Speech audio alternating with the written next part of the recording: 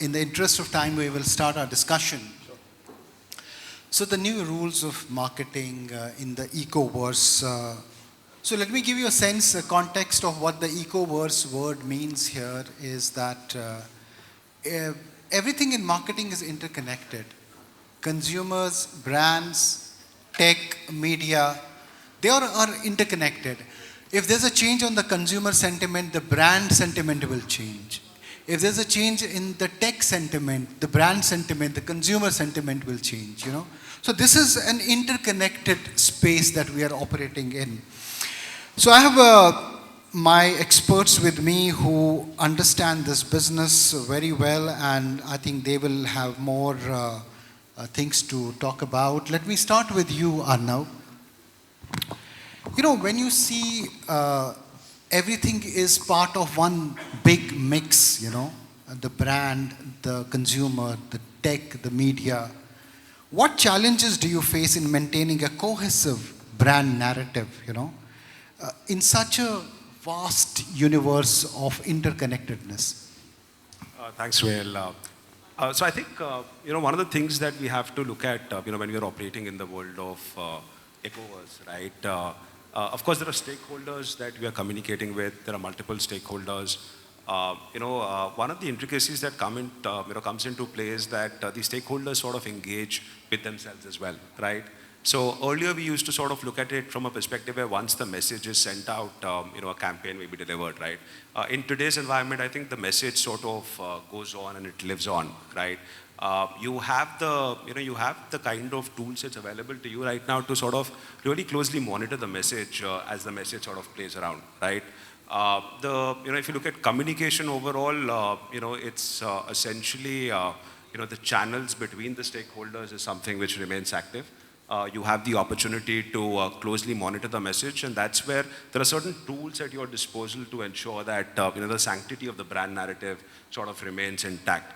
Having said that, I think there are three things that as a brand marketer you need to keep in mind, right? One is that when you're taking a message to the market, you look at it from a perspective where you keep the core consistent, right? But at the same time, ensure your brand narrative is flexible enough for different stakeholders to understand in their own context, right? That's one. Second is the fact that, when you have multiple channels at play, you ensure you're optimally using those channels because these channels and stakeholders have an interplay. So for example, in my case, I come from B2B IT services industry, right? While I'll have a, channel which is, directed towards customers, but at the same time, the channel or the communication that I'm doing with my employees will have an effect, on my customer feedback as well. And third, and the most important one, is where your stakeholders in this environment really become, the co-creators and the co-owners of the message, right? So how can you innovatively sort of, get the consumers and the stakeholders to become part of defining that message themselves that they want to hear? I think these are, some of the intricacies when we sort of operate in the ecoverse. Right. Shailesh, consumers, there was a panel earlier and listening word came up time and again, and brands are listening to consumers and readjusting their strategies. So in an era where consumers have a very strong voice, how do you balance between meeting their demands and staying true to your brand values?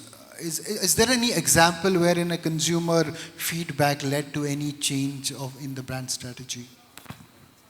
I think what you mentioned is what we are living in today, and D2C is one of the largest examples that exists in today's world, where consumers have built the brand, right? And the feedback that we get as a healthcare organization is about the efficiency, the trust, the safety of people, and we do change. We have our core values changed from speed to speed, reliability, and empathy, because we understood that this is what the consumers want today, and when they make noise about it, they are very, very particular in terms of what they want, what they're looking for. And this also reminds me of a very famous saying of Mr. Henry Ford when he said, if I would have asked the consumers, they would have said, we need faster horses. But that's not true today.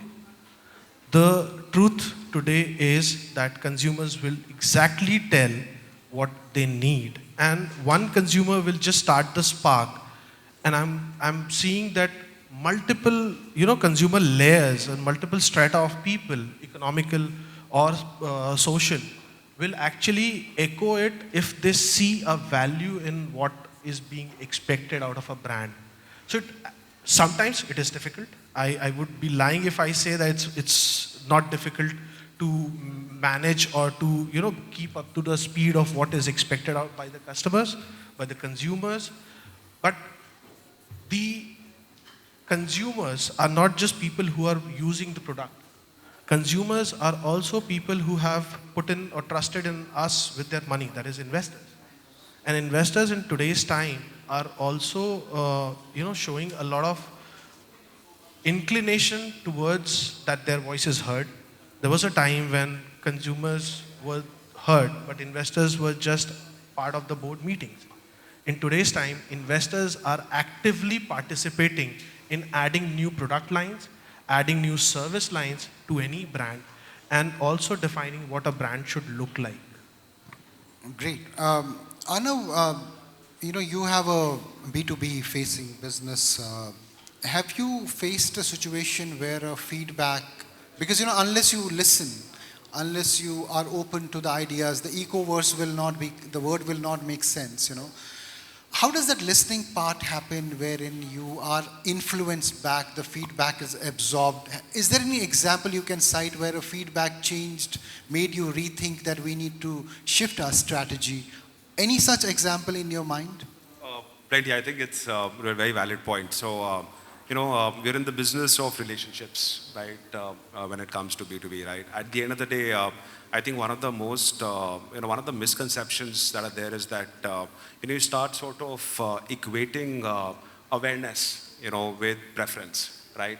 And that's where, you need to become complacent, right? And at the end of the day, on the B2B IT services side, we're in the business of continuity, we're in the business of long-term relationships, right?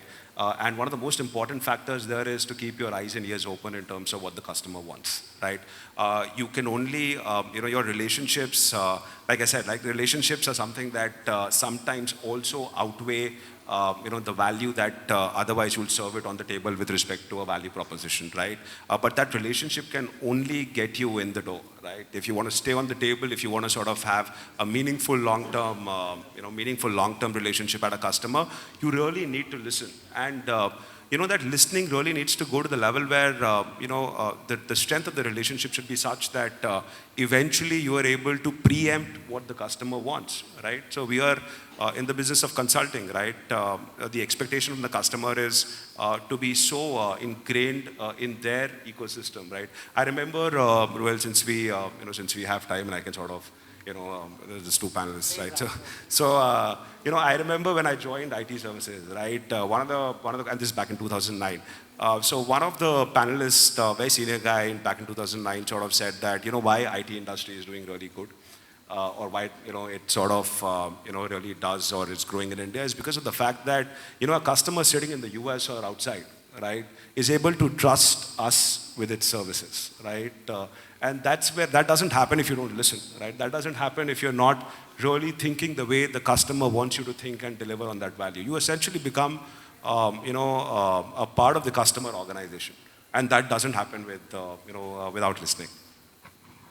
One important thing which you mentioned is the human part in the entire marketing mix. I think we talk of tech, we talk of consumers. Of course, we see them as data points and not as human beings. But sometimes the interconnectedness, if a person is close to you, the relationship part of it, I think that changes the narrative also. For example, maybe if you know somebody really well, you may not look at their numbers and actually go with them with the trust. How important is the human element in this marketing decisions? Say you have a client and they don't have the numbers, but you trust them. Do you go with the human belief part of it at times and overlook the numbers? Does that happen in marketing conversations? 100% true. That's what we do. Even if AI is in the town today, the human element is always there. And in fact, what we are using the entire Gen AI to understand from thousands and millions of brains what humans can think of. So AI is not counterproductive. It is basically telling us that, hey, this guy can think like this, but imagine a cohort of 1 million people thinking the same way, and then millions of such cohorts, right? So in marketing, I would say we are not yet to every individual, but we are there for every cohort.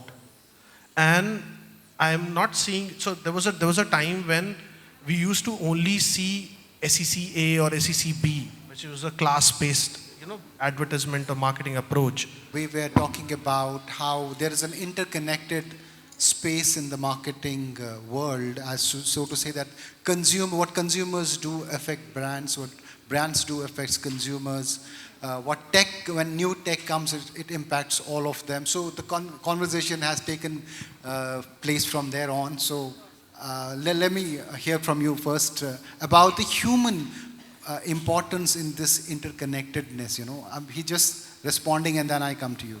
Yeah, so I was basically telling that how the end users of any technology that we have used till date and will be using in future are based on how the user behaves with that technology. And the technology changes around. This is one thing that has been changing the marketing paradigm for last at least a decade.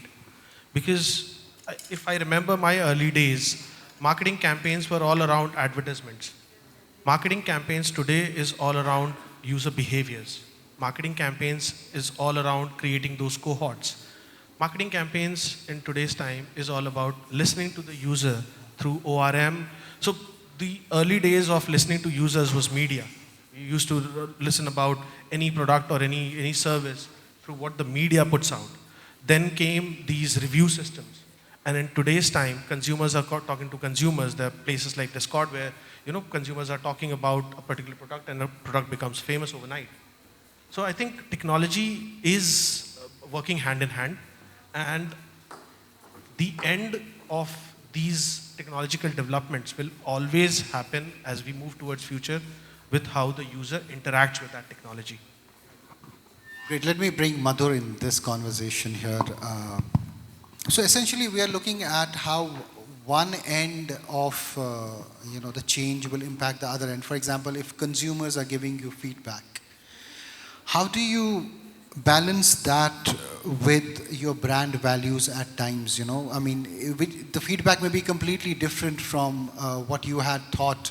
How do you integrate that into your offerings? Is there any example you can cite where in this interconnectedness, a consumer feedback was taken and the brand was rolled out in a different way? Sure. So first of all, so sorry everyone on the stage and off the stage. Interconnection was not available for us from Gurgaon to Noida. So we underestimated. We need one interconnected. Yes, absolutely. I started at 4 actually, and I was telling this the same thing, that wish could have done some startup which helps us this way also. But anyways, your question wasn't about technology, and I think that's the favorite topic our company has in terms of the every meeting starts with that, what we can do. I think the biggest, we don't wait first of all for the feedback. We keep on looking for the feedback by ourselves. If we don't get it, we get panicked that why we are not getting any complaints as of now, how can everything will be so smooth. So yeah, there are certain processes. I think one metrics is obviously, which is NPS, which keeps on always grounded. Every week we figure out that, okay, this is the problem we are facing. Being an omni brand, we keep on getting, circular problems around online to offline, offline to HTO, HTO to marketplace, marketplace to online again. So definitely, another thing is how tech helps us to evolve and work around it is the execution part. It helps us move fast. How do we solve a very normal problem? For example, we figured out a feedback was that what makes you different from any other competition or any other players you have? So the answer was very simple, that what we can do is the fastest execution. And how we do it is to be be relevant about the problems. Our initial business meeting starts with that, what if you have just a runway of 15 days left and you just have to move certain needles, how you gonna do that? And the answers always comes in that, okay, do something which is revolutionary. For example, we started 3 days delivery to put it up in the power specs. Then we moved to 1 day delivery. Now, Indian consumer has always been pampered with the quick commerce industry. So that is the direction again we are heading towards, that okay, how do we solve that? And in that, there's a mix of human intervention, which has always been needed, how tech can help us to take that load, and how a final customer experience can be created. Another example we figured out very recently was that you mentioned about, that consumer affects the business and business affect the consumer. I think consumer can affect the business for sure, because it's consumer for which we have to create everything. It's for their convenience. If you ever think we can as a business do and they will adjust to it, no. They will never gonna adjust to it. They will demand every day something new. So be very attentive to that. So they are leading that cutting edge. Every day, I right, think right. that's the start of every podcast, no? Consumer is a king. Every founder tells it. It's a story. Right. Megha, any example where a feedback has led to a shift in the brand strategy or brand offering in your case? Actually, for us, it's been the biggest change because of consumer feedback. And I don't know how many of you know about the DBS Bank. We actually 30-year-old in the country, and like we started our consumer banking in 2016. And when we came in, our promise was that we're going to be an only digital bank. We said that we're going to be paperless, signatureless, branchless, right? And very soon, the consumer gave us feedback that if you want me to keep money with you, only digital might not be the way to go. And for a BFSI, there was a very clear feedback that trust comes from physical presence. And for us, like the biggest pivot in our strategy, which came 2 years back, where we acquired one of the banks, and now currently we are an MNC with the largest footprint in the country. That was the biggest pivot in strategy, because we heard the consumer and we said that if we continue just being digital, we might not get the kind of scale or the kind of, let's say, book size that we aspire to have in India. And the consumer said that,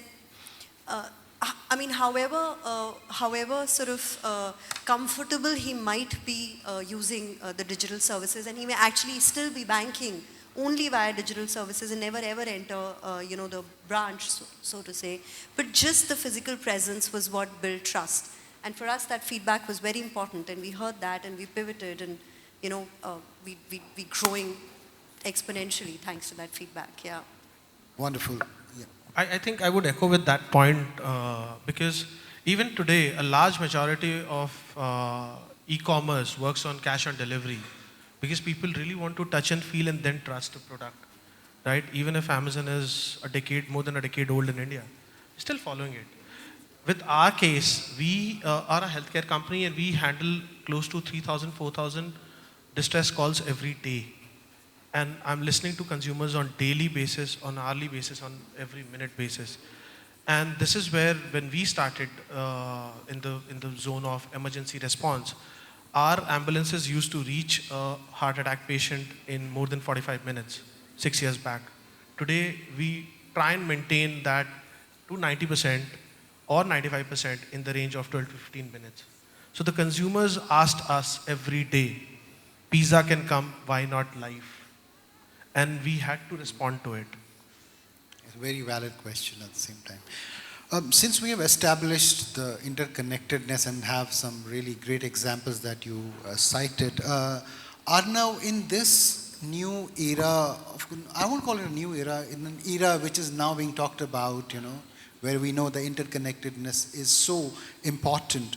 What are the best rules of doing powerful marketing, marketing that really moves the scale? What would be a couple of things that you will talk about, a couple of things that you will say really matter in this kind of a world that marketers should follow? I think one is, really finding the right balance in terms of how you're allocating your investments with respect to different enablers that are at your disposal, right? Like what Megha said in terms of the physical touch, right? For us, from an IT services perspective, from a B2B standpoint, we really have, I'll just give you an example, right? So if you look at, digital has really, and when I say channels, digital channels sort of really, come to the foray, especially in the last 4 years. And it really gives a company like ours the reach that we want, right? We want to have a consistency in terms of our message, reaching across geographies, across regions, right? So digital really sort of gives us that kind of a platform to take the message consistently across geographies, and at the same time allows us to have the specific targeting that we want, right? In IT services specifically, we are targeting different customers. So it's not a standard service that's being delivered, to all customers, right? You have to customize the narrative with respect to the, different industries that you look at, right? And channels and technology right now can sort of really help us target those individuals with the message that we want, right? And of course, leaving aside the linguistic kind of capabilities that it gets. At the same time, we need to find the right balance in terms of, ensuring that we invest in the physical activations that we do, because until or unless we are present, we are in the business of service, right? I don't have a product that sort of somebody sees and goes on, clicks and buy, right? So you need to sort of have the right investments in terms of physically being present with the customer, because at the end of the day, one of the key metrics that I think no tool can measure is the quality of the handshakes that you do at the event, right? So I think that's something that you have to look at, find the right balance with respect to the kind of investments you're doing in terms of your activations. And the second thing you need to do is, what Madhu said, right? In terms of the message lives on, you need to sort of ensure that you're doing the right sort of listening, right? And in our case, and when I say our case, I'm saying, from an IT industry perspective, you have to understand that we're not just looking at customers, but we're looking at an employee base which runs into lakhs, right?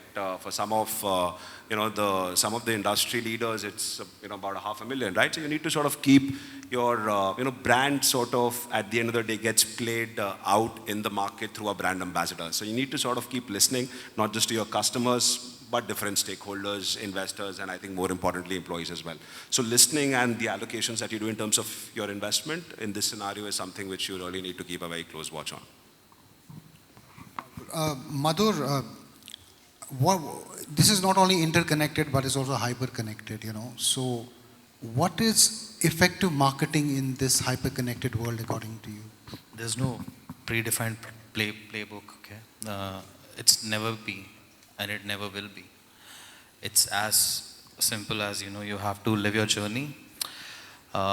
Start from why Amazon called themselves a day one. There's a reason for it. I mean, we all are been learning from them how to improve, and they are still calling themselves day one, because they also haven't figured out that what is the right marketing for them. I remember one of the marketing lessons we got in one of the seminar was that when Apple was trying to make a product, they designed only 2 products, that okay, Pro and the basic one. I just want 2 products. That's going to be my differentiator from rest of the world. So whenever someone asks me that what is the right marketing, there is no right marketing, because one person is any example where what you can, maybe it's of course an ever changing scene, but anything that you can lay your pulse on that has really delivered in these hyper connected times? So there are marketing which you have to deploy for your customer experience. There's a marketing when you have to deploy to get into a certain category. I think that is the definite pulse when you run in a world where there is already established market and you need your share. Then we are different marketing. If you're trying to create something from the scratch, that can also be done, which we call category creation. In that you have no idea of what is the market size and all the fancy words we hear. We just go to the market and we create category by ourselves. That's a very different marketing altogether. And luckily I've got a chance to work with brands like, before this, Wow Skin Science, before that Luxury Beauty, Estee Lauder. There was no digital beauty experience at all, but then we were trying to hack that marketing.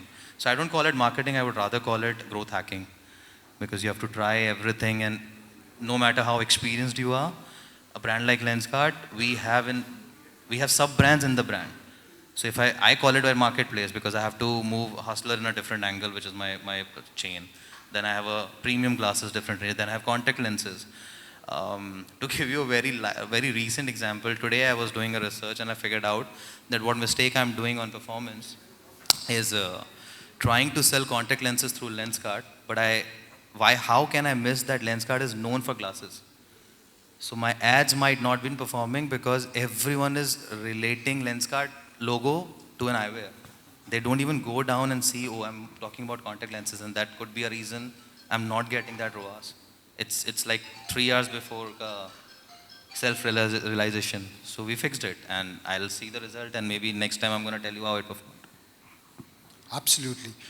To you, Shailesh, of course, I mean, the marketing world is cluttered, hyper-connected, interconnected, all of that. How do you create an engagement that is lasting in this? You know, what is the right way to do it according to you in your context? Before I answer this question of yours, while I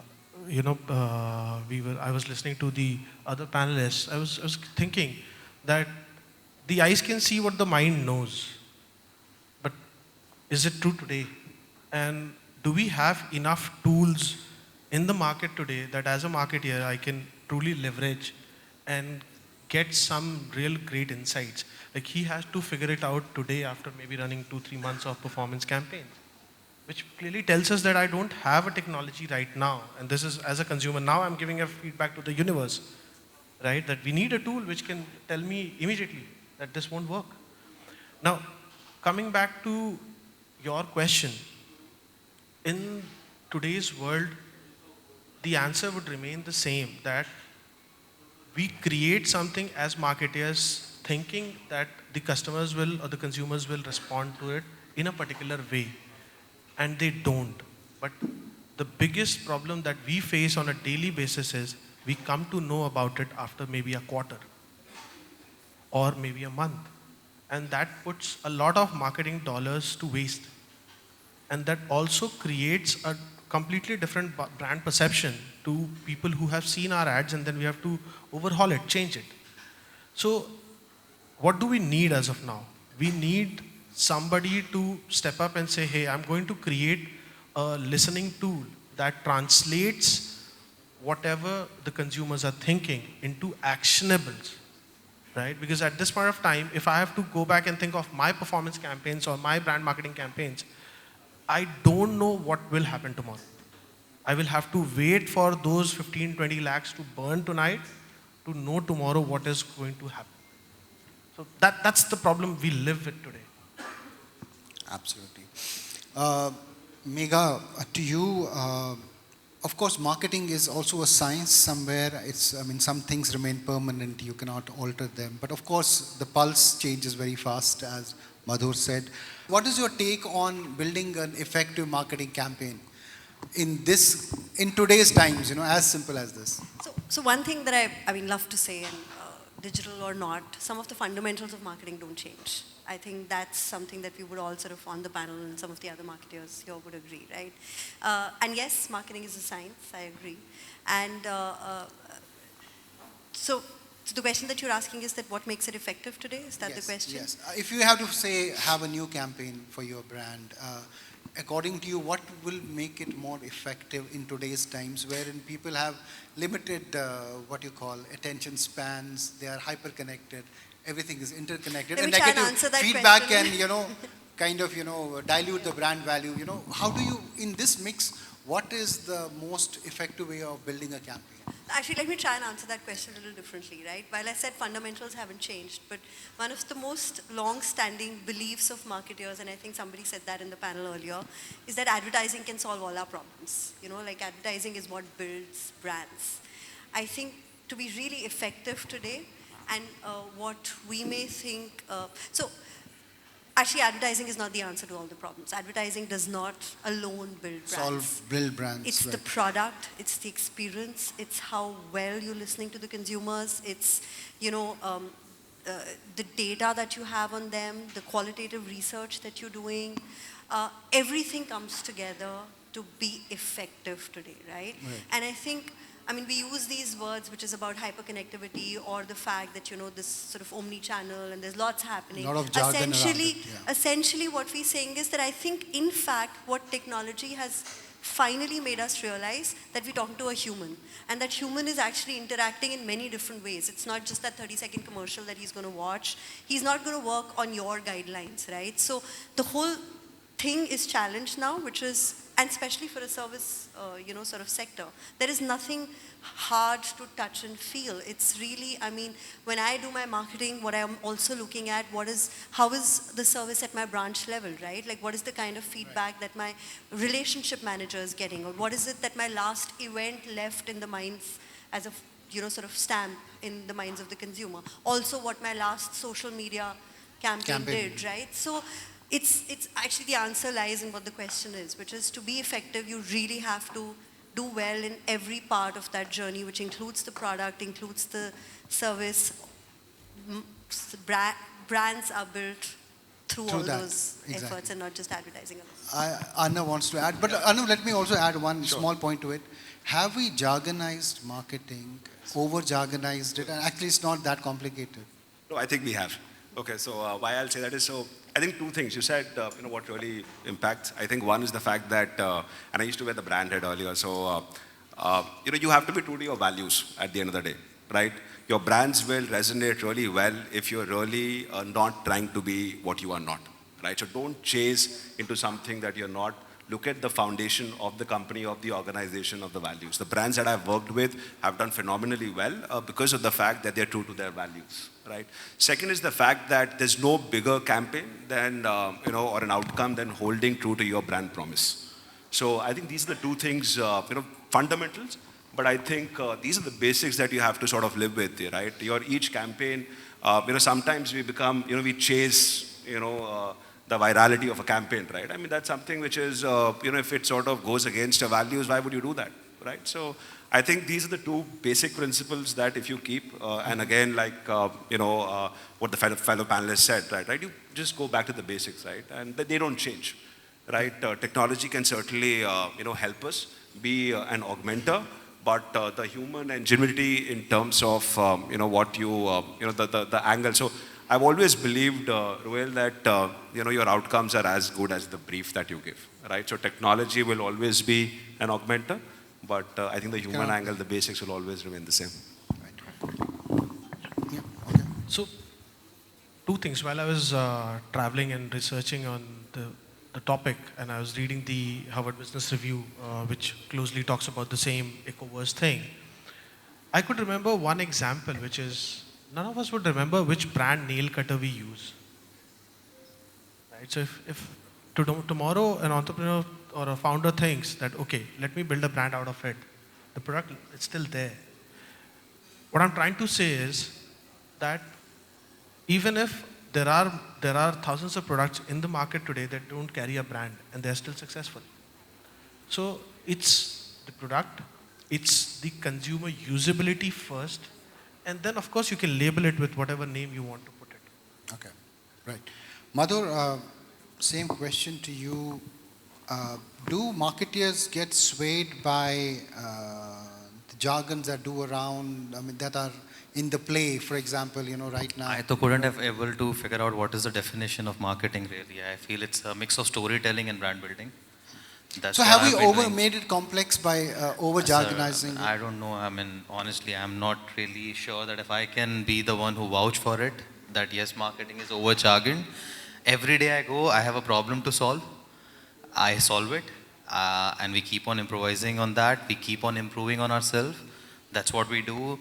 Not even a day I have figured out while working right now in an organization with such a fast pace. The messaging we get is that we are solving a problem for 1 billion people, which is a vision. So that's what we do. Someone mentioned about being honest. Yes, has to be being honest because customer is smart. They have all the access now. They can find out how you're playing it. All the elements and distribution channels we are using these days for marketing. Most of them are paid. So they also figured out that. So I think storytelling would be a good one to go back. I think that's what the basics are. Be honest. And when you be honest, that's why you tell a story that why you started, stay to that. I have seen founders who have been in different platforms have given a different story how they started their business. And I'm still figuring out which one is true, and while I was doing my research for one of the very big company to figure out that, okay, I'm going to meet this person and what I'm going to ask him. So I start doing my research on podcast Everywhere he was telling, oh, I was there and I got an idea. Udhar, there is a different idea. So that's PR. I think that's also marketing. He's marketing himself for his product. And I also figured out he was keep on talking about his own new latest product in that podcast. That's marketing he's doing. So he become a human marketing, I would call it. That's a jargon. I just want to kind of open this panel because I think there are some people in the audience who might want to ask a question. Is anybody want any question out there?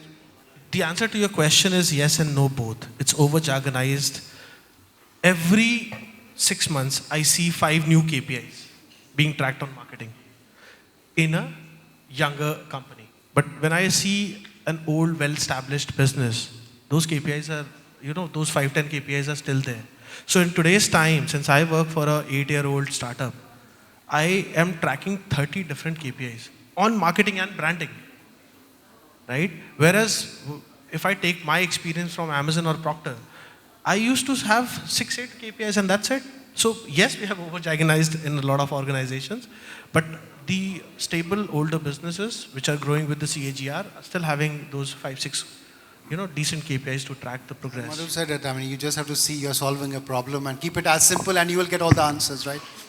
I mean, 10 years back, you don't have these jargons only, millennial, Gen X, Gen Z, and more to come. We don't even know what to target, who to target. We're so confused. I think for me, marketing is actually can be really measured, whether or not we're using jargons for it. Right.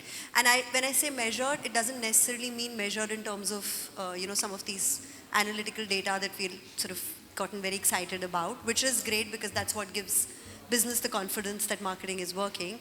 But to me, the value also comes from what significant place you hold in the minds of the consumers. That's the value marketing brings, right? So, I mean, whether or not somebody is actually making a brand of a nail clipper or, whatever it takes, but wherever you can hold a mind space, the value that you can that's your value. And whether or not you can measure it is for us to sort of figure out. So I have some 2.5 minutes. Let me come to you, Arnav, with your closing remarks.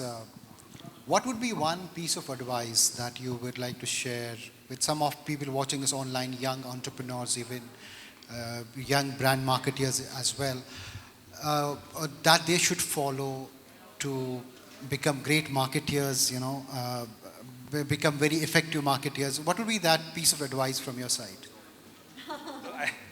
See, I think you have to be, there's one thing which I ask people when they join my team, okay? So the one question I ask is that, do you want to really make a career in marketing and you're going to stick with it, right? I think, if you're really, and I think everybody on the panel said that, right? So if you're really, passionate in terms of making a space in the minds of the customers, which is not rented, but you really own that real estate, right? So if you're passionate about it, if you're passionate about building relationships, I think you're driven by curiosity, right? So that's one. And I think marketing at the end of the day, is about shaping something which might be, which might not have a shape. You give it a shape that sort of really leaves an impact in the hearts of the customers. I think if you're passionate about it, I think all the other metrics automatically get ticked. Any advice to young brand marketers? Yes. Start reading a lot. Stop using your screen time of phone. Reels will not teach you that in 15 seconds you can't learn marketing hacks. Trust me, even if someday I get a chance, I'm doing marketing, I'm making money out of it, don't watch it and learn from it. Read good stuff. You will be, definitely while you're reading, you're going to be so focused about it. And I think one thing for me as I don't call it marketing or marketer, it's more towards problem solution, like solve the problem, figure out why you're doing this. Does it gonna make sense? Always have an A and B testing in your mind itself. Have a second option always available that, okay, this is not, if it doesn't work, what will be my way out? Because like he mentioned about that we're gonna waste so much money to figure out that whether it's gonna work or not. Let's be ready with the worst first. If it works, yes, but if it's gonna work, it's gonna stay for like 2 weeks, 3 weeks, because I think all of us have weekly reviews. That means every week we are solving another problem. That's a reality. So I feel keep doing that. I think for young people, it should be read about or learn more about positioning. with young folks coming into picture, they've really lost the touch of, and with performance coming into picture, the positioning has lost the flavor. And that's one thing which, out of the 5 Ps, plays a huge role as a marketer. You have, as a marketer, you have barely any control over the product or the people who you are going to finally sell it to, the TG. But you have a lot of control over positioning. So I think positioning is something which people, the young folks, should be focusing on. No, I kind of said that. The fundamentals don't change, so stick to that. There's no shortcut to rigor. I think somebody else said that. And you have to consistently listen to your consumer. You have to consistently be nimble-footed. There is no shortcut, really. You have to do the hard work. And I think one of the things that and the reason why a lot of us now talk business is that marketing's impact can be measured now. And I think to know that you have an impact which can be measured, whether it's through very hard numbers or it's through mind measures, know that it can be measured and know what you're working towards. Just know the outcome and work towards that. So whether it's a problem solution, whether it's a 3-day delivery to 1-day delivery, whether it's a large-scale customer that you're working on, whether it's the ambulance issue, every time you know what's the outcome that you're driving, you'll know what you need to do. So that's really it. Thank you. It also shows time's up. But I think what comes out of this discussion is actually simple. Eco-verse or whatever you call it. Marketing is as simple as it was. We need not complicate it. We need to stick to some of the things, not lose sight of those basics, and that's great marketing. Thank you so much. I know it was, some of you joined late, but thank you for joining us. And there are young marketers in the room who will be celebrated now. Thanks for your time, and we can have a round of applause for them.